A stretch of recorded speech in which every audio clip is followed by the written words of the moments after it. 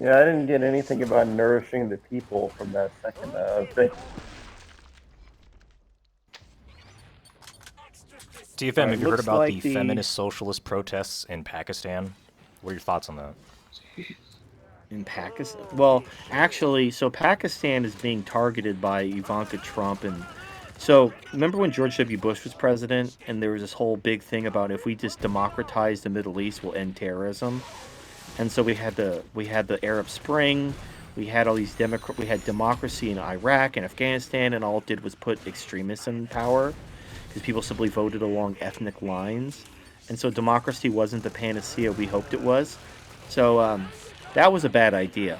But the new thing is feminism is going to end terrorism. So if we force feminism down the throat of these Muslim countries by building schools and educating girls and dangling money in front of these poor countries in exchange for female empowerment, then we're going to end terrorism. They're trying to negotiate and defer to terrorists. Isn't that going What's to the increase first single rule? What's motherhood? the first rule you do with terrorists? Well, no, they're trying to. It's the Bonobo Protocol. So Yeah, we they have these.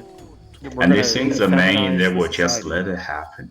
Isn't that Well, going to increase single motherhood and terrorists? Like they look up to all yeah, these men and well, they become terrorists. and these countries can't afford welfare. These countries aren't rich enough to have welfare states. So you empower women. What are they going to? What do you expect them to do? Like go farm? Go work in a sweatshop? Like what are these fucking women supposed to do? Take a Stupid. look at it this way. Look for a man. Okay, so you have feminism that's going to make the Middle East go extinct. You have dropping population in the West, which means more opportunity for the capitalists to not be robbed through the government. You build your Terminator waifus, and you can keep your civilization Mm-hmm. going without any demographic takeover to worry about. Oh, You yep. know what I Look, learned today? here's the thing. Here is. I'll let you talk in a minute. So we're not going to take women's rights away. I think we've all made peace with that. Yep. So the only chance we have is Terminator waifus. So we got to take the TWRA. It's not take women's rights away anymore. Now it's total women replacement androids. I just came up ants from hearing that. I Well, learned I learned I that already printed off the shirts and got the flyer, so I don't want to ruin the acronym. Ivanka's real name is Yael. She was ugly too. She had plastic surgery. So if you think Ivanka's cute, she's basically fake. Like she's like Celestina levels of fake. Like her face is. Aren't all women fake? Yeah, generally. Well, yeah, But but Ivanka the actually, Ivanka looked problem like is shit then before her plastic surgery. problem is then when you have kids and your kids aren't gonna inherit that plastic surgery. All right, everyone, quiet for a few minutes, please. I read through the Chinese version of Chapter 61, and I compared to the few English version TFM posted. And so now to my best interpretation. Okay. Well, you All don't right, have to read it. what? You could just. I You know have, I'm you not have, going to read the whole thing. I'm just going to okay. give All right. the summary. Yeah, even the old ancient original language is a bit hard even for me. But they luckily in the website they have translated into more modernized Chinese without really changing any meaning, of course. And yeah, it basically says the big countries are like the delta area, the bottom of the river before where it meets ocean, where many other rivers converge, and then it's at a we show a weaker vulnerable position, which says the soft will a softer demeanor will win over a more hardcore, tougher appearance. And so that's why bigger countries should show more tolerance to smaller countries in order to gain their trust and dependence. Smaller countries should defer to bigger countries to get along with them better. And so, or bigger countries show some tolerance, a difference to smaller countries to gain their trust, or smaller countries can it's the same. The other part is the same thing. Small country defer to big countries to get along. The bigger countries should not try to overly control smaller countries, and smaller countries shouldn't be completely pushed over to bigger country. And in this way, both sides will get what they want. And yes, in the older language, male and the characters male for female and female can specifically also refer to strong or weak. And so, yeah, some English translation, as I posted, it literally translated male to female, which is of course incorrect. Okay. Well, I just kind of wanted your opinion because yeah, it is basically if you read the Tao Te Ching, it's talking about like you know, it's a lot of stuff about government, how to govern people.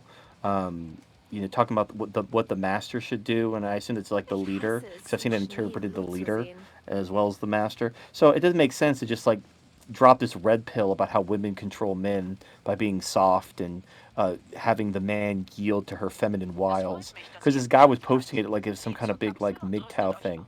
So I was like, I don't think that's what it's talking about because I looked Yeah, at my no, it's not. translation. That's not it. Oh, and looking at your first link, the English translation, that term used for humility and defensive, it's a good use. It slipped my mind for the moment where I said they're not being overly strong or showing giving a weaker appearance. It just means don't get overconfident. And, yeah, bigger countries should have some more humility, as in don't get overconfident and destroy yourself. Right. Well, yeah, I like from what I've seen, I really like the Stephen Mitchell translation, which is what the first one I posted came from. That's the one I actually read through. I just wanted your opinion because there are 7 translations. I wanted to see, like, based on since you're a native speaker, and obviously me and you kind of think a lot alike when it comes to a lot of things.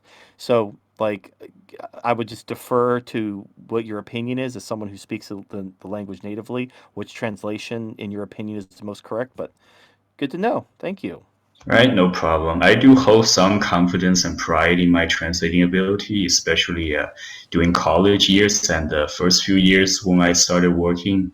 I've been, as I mentioned before, I did several manga series translation, and Oh, that is one of the few things I put myself in really high or almost perfect standards because I can't stand to see if I did a bad translation and then it end up being printed in the Finnish online English scan, and then I had to look at that all my life.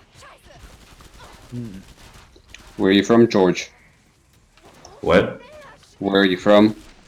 Mainland China came here in early 2000, just pretty shortly before 9/11 happened, which is a lucky break for me because right after that, everything got a lot tighter.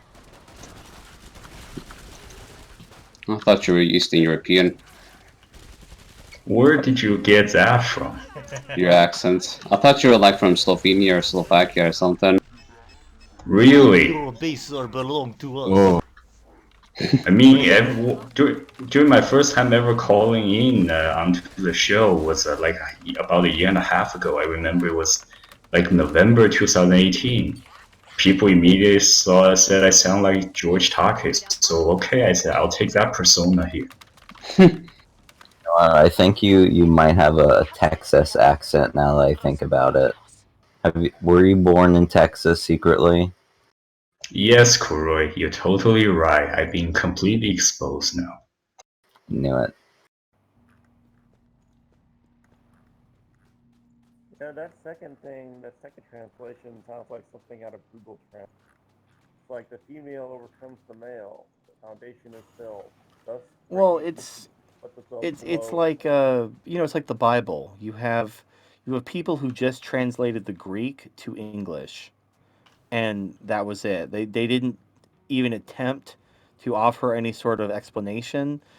So what happens is like now you can read how the female, the male yields to the female because of her softness, and you can understand the metaphor, and you can understand okay, this chapter is about context of advice to a leader, and you're like, okay, so he's talking about, using softness to overcome a stronger person in a political sphere. But you have to come up with all that nuance and all that metaphor yourself because it's not in the translation. which is where you get a lot of people who have different interpretations of the Bible because they're using, like, let's say the King James Bible, which is basically a direct translation. So you can reinterpret all this language because the Greek and English are not the same. So it's not like German or Dutch or English. These are all German languages. They can be translated directly, but Greek isn't. Chinese certainly isn't. So It's its own category. Well, It's the called way it is. Hellenic. Yeah, well, you made a very good point there, and I mean, what you said is really true. But at the same time, at least when it came to translating the King James Bible, there were a number of scholars that were actually working on it, and they took like 7 years to do it because every time they translated the scripture, they went over it 15 times to make sure that it made sense. I mean, I can't say that doesn't necessarily mean that there were errors in the translation because you're right. Greek is a completely different animal, and it's so much more sort of contextual. And I mean, Greek just is one thing about Greek is that it does a good job in resolving ambiguity, where English is more focused on information density. So yeah, they had a real task on their hands there. So Well, Okay, well, also, do if you're acknowledge reading the that pretty King much James, any educational or scientific words in English, or really any Indo-European language for that matter, often have like Greek roots. So right, Greek and Roman suffixes and prefixes. There's yeah. an interesting side note about the King James Bible because that's what I'm most familiar with. If you see a word in italics, it's actually basically the King James. If they had to add a word to a sentence to make the sentence make sense, they actually put it in italics. So that means that that word didn't exist in the original Greek or Hebrew. It was added by the translators to make the sentence work. Like So, they like, understood what a sentence was referring to. yeah, it's just interesting. Yeah. I li- Actually, thank you for that. I actually didn't know that.